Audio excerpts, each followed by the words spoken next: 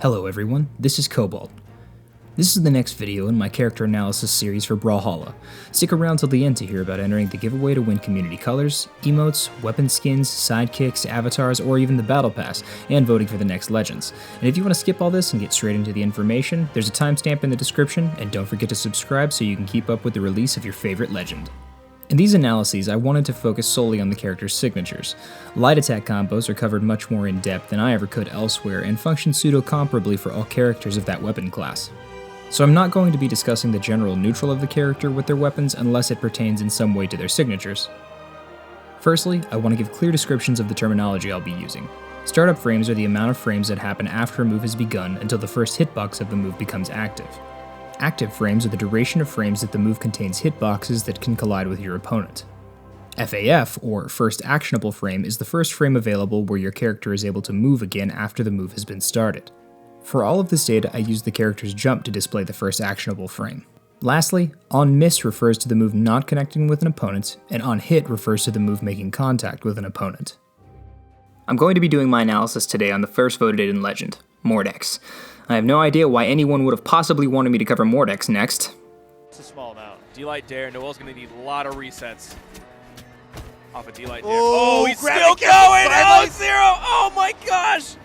Sandstorm is... He got the read.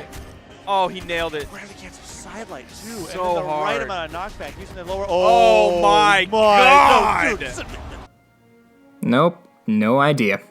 Mordex was a hunter of the Exalted Lion who turned himself into a werewolf and is the counterpart to Diana.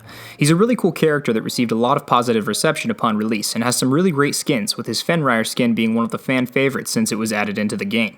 Mordex's weapons are Gauntlets and Scythe, giving him options for very read-based gameplay and have a pretty solid knockout potential. His stat spread is pretty good as well. He has reasonably high strength and speed, average defense, and a low dexterity, which doesn't really impact him too much since his frame data isn't exceptionally high.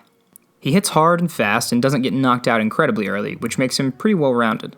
He's a solid character that has seen vast amount of success in the competitive metagame, so do his signatures complement that or detract from it? Well, let's find out. Let's start with his Gauntlets. Gauntlet's side sig has 21 frames of startup, active frames from 22 to 27 with an FAF of 57. It functions the same on miss as it does on hit. Mordex leaps forward, slicing his claws downward for a few frames. It has really good range coverage, but can't be landed if your opponent is directly stacked. It has high knockback and a good angle, sending the opponent at a slightly downward angle. It can knock out really early, especially at the ledge, and its deceptive range can bait opponents whenever they're trying to recover. Additionally, it can make contact with both grounded opponents as well as airborne ones, so it has some pretty good threat coverage both in terms of KO power and its range. Gauntlet End Sig has 21 frames of startup, active frames from 22 to 31 with an FAF of 54. It functions the same on miss as it does on hit. It functions as a passive sig, with Mordex leaping upwards and back before bursting forward with a slash in mid-air. This is fantastic at catching jumping opponents or if they're trying to recover high whenever they're returning to stage. It kills pretty early and complements his side sig well with overlapping range coverage, while yielding slightly different knockback angles and utility. Gauntlet's down sig has 21 frames of startup, active frames from 22 to 29 with an FAF of 50. This move functions as a command grab on hit, and has active input upon the move making contact, allowing the player to throw the opponent either up or down. Throwing them upward yields an FAF of 72, and throwing them down yields an FAF of 76 frames. This is one of the few SIGs in the game that has active input, and the force this move has is pretty high, especially since it's a command grab at such close range. It can hit opponents a little bit farther than stacked range, and puts the opponent in a really rough, disadvantageous position no matter which way they get thrown. In this move, Mordex lunges forward, grabbing the opponent and yeeting them either up or down based on your input. This is definitely my favorite SIG on Mordex's moveset. Next up is his Scythe. Scythe's side sig has 22 frames of startup, active frames from 23 to 37 with an FAF of 59 frames. It functions the same on miss as it does on hit. Mordex slashes his Scythe in front of him, creating multiple ice shards with protruding hitboxes. This move has some deceptive range, and lingering hitboxes that can catch opponents who think that the hitboxes are completed. It knocks the opponent forward at a slight upward angle and has pretty good KO power. The icicle animations that accompany this move look really cool as well, so it's a solid sig that has good coverage directly in front of Mordex. Scythe End Sig has 18 frames of startup, active frames from 19 to 26 with an FAF of 50. On hit, however, the move converts into a second hit with an additional active frames from 43 to 51, yielding an FAF of 69. Mordex jumps forward with a slash from his claws accompanied by an icy hand in the background. If it makes contact, the second hit comes out where Mordex hits his opponent with his Scythe.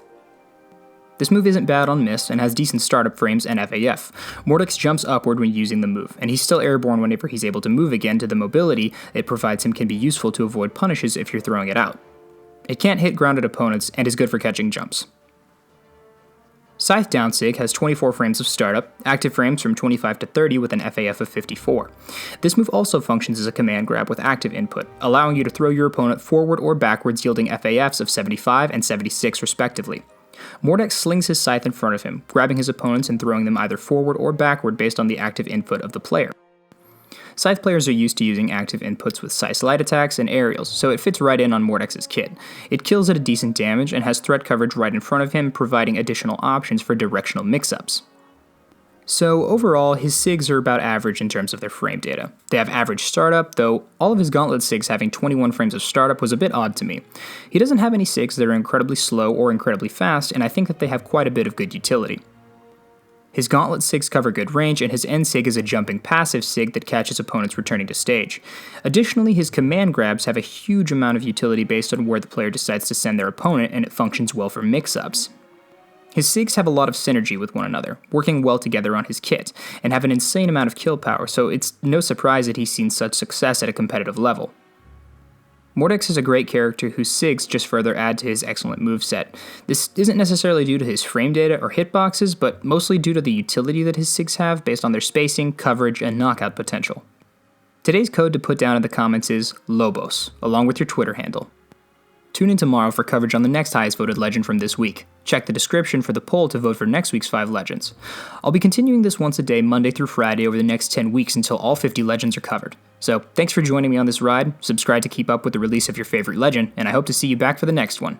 Once again, I'm Cobalt, and thanks for watching.